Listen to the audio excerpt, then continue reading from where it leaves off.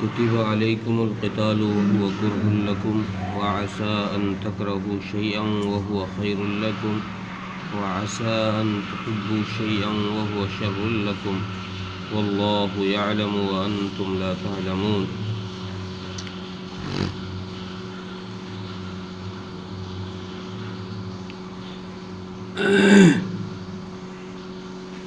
اس آیت کریمہ میں اللہ تبارک و تعالی نے جہاد کی فرضیت کا حکم نازل فرمایا.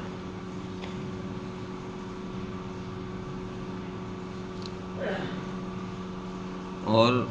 اس آیت کے عموم سے پتہ یہ چلتا ہے کہ جہاد ہر مسلمان پر فرض ہے. لیکن قرآن کریم کی اور آیات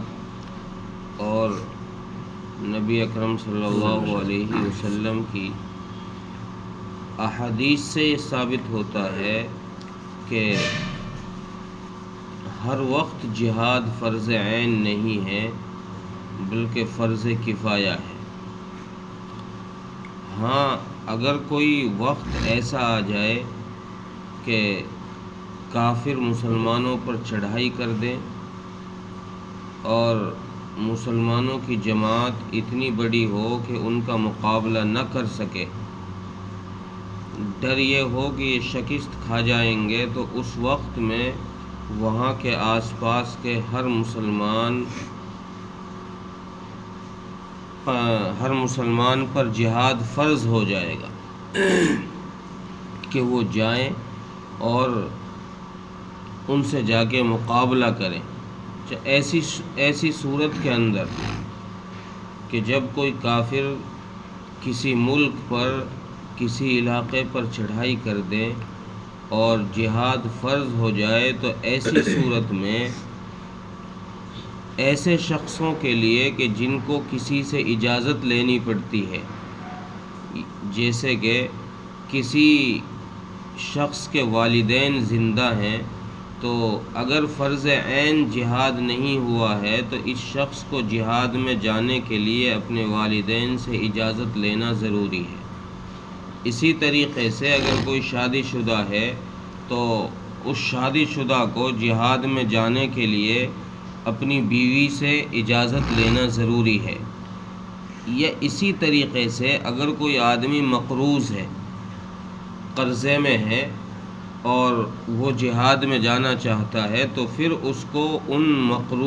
مقروضین سے اجازت لینا ضروری ہے کہ جن کا اس کے اوپر قرضہ ہے. اگر جہاد فرض عین ہو جائے تو پھر ان صورتوں میں ان میں سے کسی سے بھی اجازت لینے کی ضرورت نہیں ہے، پھر جائے اور جان کی بازی لگا دے.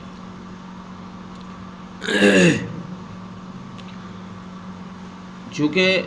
قرآن کریم میں کئی جگہ پر جہاد کے متعلق اللہ تبارک و تعالیٰ نے یہ ارشاد فرمایا. قرآن کریم کی ایک آیت میں ہے، یا ایھا الذین آمنوا اذا قیل لکم انفروا فی سبیل اللہ اثاقلتم الی الارض، اے ایمان والو تم جہاد کرو اعلاء کلمت اللہ کے لیے، حق کو بلند کرنے کے لیے، اللہ کے نام کو اونچا کرنے کے لیے. اور ایک جگہ فرمایا کہ فلولا نفر من كل فرقة منهم طائفة ليتفقهوا في الدين، کہ تم میں سے ہر بڑی جماعت میں سے ایک چھوٹی جماعت جہاد کے لیے نکلنی چاہیے. تو یہاں اس آیت سے بھی قرآن کریم کی یہ پتہ چل رہا ہے کہ جہاد ہر وقت میں فرض عین نہیں ہے. اگر ہر وقت میں فرض عین ہوتا تو قرآن کریم میں یہ حکم نہیں دیا جاتا کہ ہر بڑی جماعت میں سے ایک چھوٹی جماعت جہاد کے لیے نکلے اور باقی جماعت جو ہے وہ علم دین سیکھے. لیتفقہوا فی الدین، کہ وہ علم دین سیکھے. دیکھو قرآن کریم میں بھی اس آیت سے ایک مسئلہ یہ ثابت ہوا، ایک مسئلے کا حل یہ نکلا کہ علم دین سیکھنا یہ ہر عمل سے زیادہ ضروری ہے. دین کا علم سیکھنا، تعلیم و تعلم قرآن و حدیث کا سیکھنا سکھانا یہ جہاد اور جتنے احکام کے شریعت کے جتنے احکام ہیں، اللہ کے جتنے اوامر ہیں، سب اوامر میں سب سے زیادہ اہم امر یہ تعلیم و تعلم ہے۔ اسی لیے اللہ تبارک و تعالیٰ نے زیادہ لوگوں کے لیے حکم دیا کہ تم دین کو سیکھو اور سکھاؤ، قرآن سیکھو اور سکھاؤ، اور ایک چھوٹی جماعت یعنی تھوڑے لوگ وہ جہاد کرو،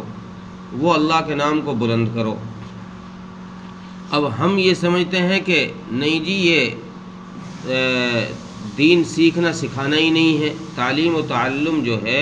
قرآن کا سیکھنا سکھانا یہ دین کا سیکھنا سکھانا ہی نہیں ہے۔ حالانکہ قرآن کریم میں یہ صاف کہا جا رہا ہے کہ لیتفقہوا فی الدین، تاکہ تمہارے اندر دین کی سمجھ آئے۔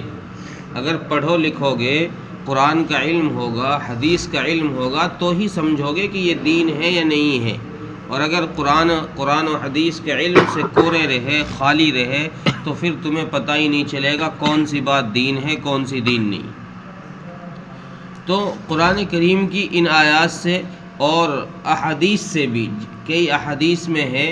کہ رسول اللہ صلی اللہ علیہ وسلم نے کئی احادیث میں فرمایا کہ تم جہاد کرو، لیکن جہاد کے ساتھ ساتھ آپ صلی اللہ علیہ وسلم نے، جیسے صحیح بخاری میں ہے، ایک حدیث صحیح بخاری کے اندر ہے کہ ایک نوجوان آیا رسول اللہ صلی اللہ علیہ وسلم کے پاس اور آ کر کہنے لگا کہ یا رسول اللہ، مجھے جہاد میں جانے کے لیے اجازت دے دیں، میں جہاد میں جانا چاہتا ہوں۔ آپ صلی اللہ علیہ وسلم نے ارشاد فرمایا کہ بھائی بیٹا یوں بتا، تیرے ماں باپ میں سے کوئی زندہ ہے؟ جی یا رسول اللہ ہاں زندہ ہے۔ آپ صلی اللہ علیہ وسلم نے ارشاد فرمایا کہ جا ان کی خدمت کر، اور ان کی خدمت کر کے جہاد کا ثواب کما، ان کی خدمت کر اور ان کی خدمت کر کے جہاد کا ثواب کما۔ یہ صحیح بخاری کی حدیث ہے، صحیح حدیث ہے بالکل۔ تو اس سے یہ پتہ چل رہا ہے رسول اللہ صلی اللہ علیہ وسلم کی حدیث سے کہ جہاد اگر فرض عین ہوتا تو پھر آپ صلی اللہ علیہ وسلم اس شخص کو ماں باپ کی خدمت کے لیے نہ بھیجتے، اس کو پھر جہاد میں ہی بھیجتے۔ لیکن ہاں ایک عمل ضرور انسان کے اندر ہونا چاہیے کہ انسان کے اندر اگر جہاد فرض عین نہیں ہے، فرض کفایہ ہے، اور اس فرض کفایہ کو ایک جماعت ادا کر رہی ہے۔ فرض کفایہ کا مطلب یہ ہوتا ہے کہ تھوڑے سے لوگ بھی اگر اس کام کو کر رہے ہوں تو سب کے ذمے سے وہ کام ساقط ہو جاتا ہے۔ جیسے نماز جنازہ اگر 2-4 آدمیوں نے پڑھ لی تو محلے کے سارے لوگوں کی طرف سے ادا ہو گئی، کوئی گنہگار نہیں ہو۔ اگر 2-4 لوگ بھی نہ پڑھیں تو پھر سب گنہگار ہوں گے۔ تو جہاد کا فرض کفایہ ہونے کا یہی مطلب ہے کہ اگر جہاد کے لیے کچھ لوگ 100-200 10-20 آدمی اگر جہاد کر رہے ہیں، اعلاء کلمت اللہ کے لیے نکلے ہوئے ہیں، تو یہ لوگ جہاد کریں، باقی لوگوں کی طرف سے یہ ذمہ ساقط ہو جاتا ہے، ان کے ذمے جہاد نہیں ہوتا۔ اب جن کے ذمے جہاد نہیں ہیں ان لوگوں کے لیے فرض کفایہ ہونے کی صورت میں یہ اللہ کے نبی صلی اللہ علیہ وسلم نے حدیث میں فرمایا کہ ان کے ذمے یہ تو ضروری ہے کہ یہ کم سے کم دل میں یہ نیت رکھیں کہ جب اللہ نے جہاد فرض عین کیا میں اپنی جان کی قربانی دے دوں۔ یہ نیت رکھنی چاہیے کہ اگر جہاد کا حکم ہو گیا اور میری ضرورت پڑ گئی تو پھر میں پیچھے نہیں دبکوں گا، پھر میں پیچھے نہیں ہٹوں گا، چونکہ رسول اللہ صلی اللہ علیہ وسلم نے ایک حدیث میں فرمایا کہ ہجرت فتح مکہ کے بعد ہجرت کا حکم اب نہیں رہا ہے۔ فتح مکہ کے بعد آپ صلی اللہ علیہ وسلم نے صحابہ سے یہ خطاب فرمایا کہ دیکھو فتح مکہ کے بعد ہجرت کا حکم اب نہیں رہا ہے، اب تم کو نکالا نہیں جائے گا، اب ایسا وقت نہیں آئے گا کہ لوگ تم کو اپنے گھروں سے نکال دیں جیسے ہجرت کے وقت میں نکال دیا گیا تھا، پریشان کر دیے گئے تھے۔ اب ایسا وقت نہیں آئے گا کہ لوگ تم کو نکال دیں۔ ہاں، اور دوسری بات آپ صلی اللہ علیہ وسلم نے ارشاد فرمائی کہ دوسرا حکم ابھی باقی ہے، اور وہ یہ کہ جہاد کا وقت آ سکتا ہے، جہاد کا وقت آ سکتا ہے، چونکہ یہ دونوں عمل بہت اعلیٰ درجے کے ہیں، ہجرت کرنا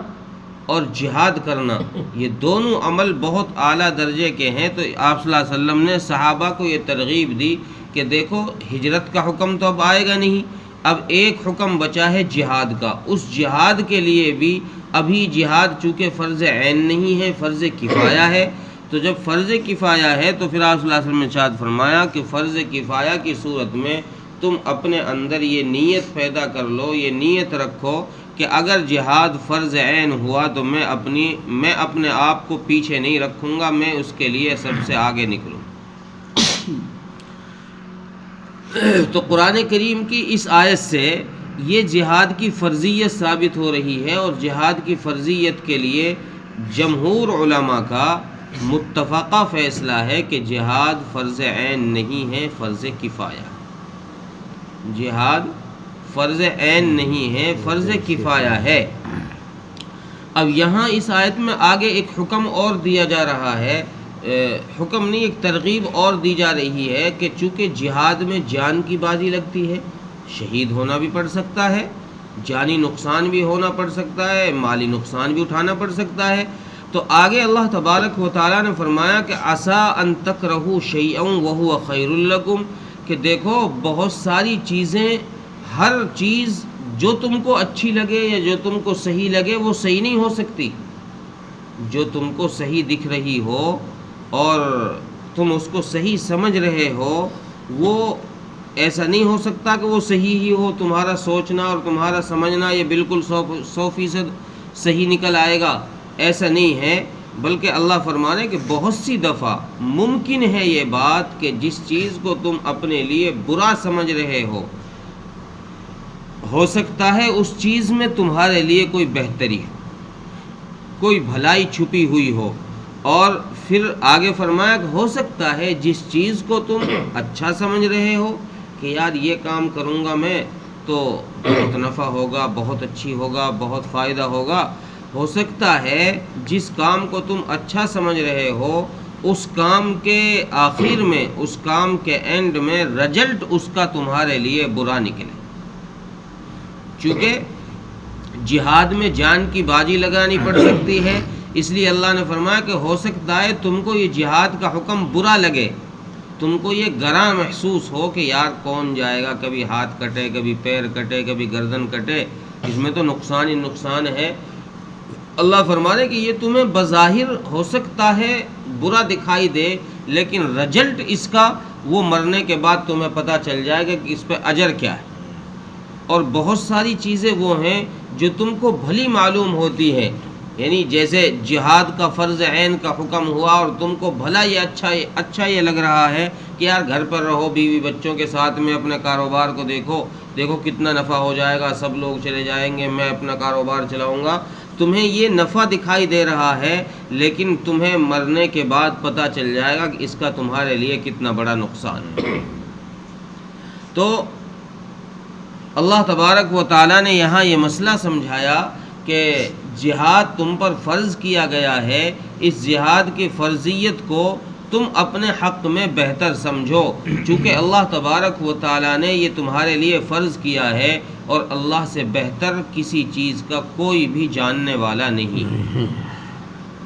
اللہ سے بہتر، واللہ یعلم وانتم لا تعلمون، اللہ ہر اس چیز کو جانتا ہے کہ کون سی چیز تمہارے لیے بہتر ہے اور کون سی چیز تمہارے لیے خراب۔ اب جو چیز تمہارے لیے بہتر ہوگی اے ایمان والو، اللہ تمہارے لیے وہی چیز پسند فرمائیں گے، اسی کا تمہیں حکم فرمائیں گے، اور جو چیز تمہارے لیے بہتر نہیں ہوگی، تمہارے لیے خراب ہوگی، اللہ تبارک و تعالیٰ اس چیز کو تمہیں روک دیں گے، اس چیز کا تمہیں حکم نہیں فرمائیں گے۔ اور دوسری چیز اسلام کے اندر اجتماعیت ہے، رہبانیت نہیں ہے۔ اسلام کے اندر اجتماعیت ہے، یعنی کسی عمل کو اکٹھے ہو کے کرنا تو اسلام میں ہے، انفرادی طور سے، الگ الگ طور سے کسی عمل کو کرنے کی اجازت نہیں ہے، کسی فرض عمل کو کرنے کی۔ جیسے نماز ہے،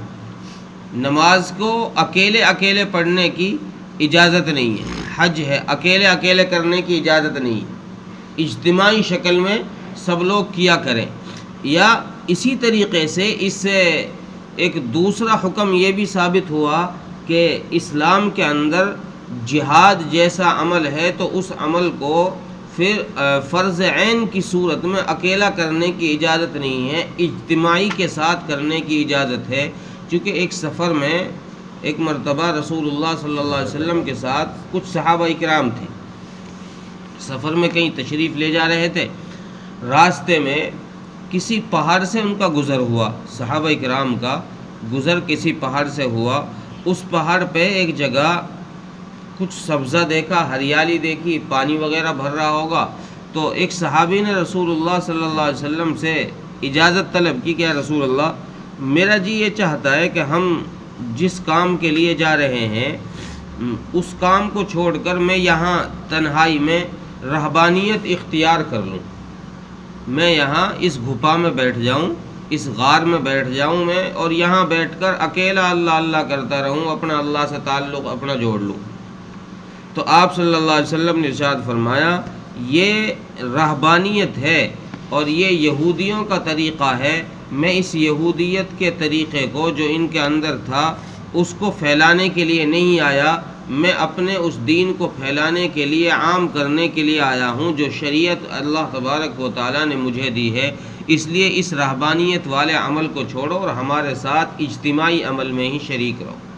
ہم جس کام کو کر رہے ہیں اس کام میں ہی تم شریک رہو اور باقی اس کام کو تم چھوڑ دو، اس سے پیچھے رک جاؤ، یہ رہبانیت اختیار نہ کرو۔ تو اسلام کے اندر رہبانیت کو اللہ تبارک و تعالیٰ نے، جیسے یہود کے اندر تھی کہ یہودی لوگ جو زیادہ بڑا ولی بننا چاہتا تھا وہ تنہائی میں جا کے اللہ اللہ شروع کر دیتا تھا اور لوگ بس اسی کے پیچھے پڑ جاتے تھے کہ بھئی یہ ولی ہے، اس مذہب کے اندر اس رہبانیت کی اجازت تھی۔ اسلام نے اس رہبانیت کو ختم کر دیا کہ اگر تمہیں اللہ اللہ کرنی ہے تو عوام کے ساتھ ہی رہو، تنہائی میں پہاڑوں میں جا کر نہ چھپو کہ تم لوگوں کو نفع ہی نہ پہنچا رہے ہو، اپنا ہی اپنا فائدہ سوچ رہے ہو، اور پہاڑوں میں جا کے چھپ جاؤ، خود ہی نماز پڑھو، روزے رکھو اور خود ہی وہاں اللہ اللہ کرو، لوگ چاہے تمہاری وجہ سے تم کہیں جائیں کسی راستے کو بھٹکیں، نہیں، بلکہ تم وہاں آؤ اور لوگوں اپنی فکر کے ساتھ ساتھ اوروں کی بھی فکر کرو، اوروں کو بھی اس چیز کی دعوت دو جس کام کو تم کر رہے ہو۔ تو کتب علیکم القتال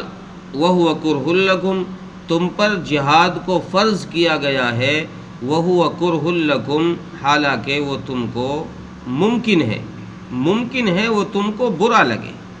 وعسیٰ ان تکرہوا شیئا وہو خیر لکم، اور ممکن ہے کہ ایک چیز تم کو بری محسوس ہو، بری لگتی ہو، اور حقیقت میں وہ تمہارے لیے بہتر ہو، وعسیٰ ان تحبوا شیئا وہو شر لکم، اور ممکن ہے کہ ایک چیز تم کو اچھی معلوم ہوتی ہو، وہو شر لکم، اور حقیقت میں وہ تمہارے لیے بری ہو، واللہ یعلم وانتم لا تعلمون، اللہ تبارک و تعالی وہ سب کچھ جانتے ہیں جو تم نہیں جانتے۔ اللہ تعالیٰ ملک توفیق۔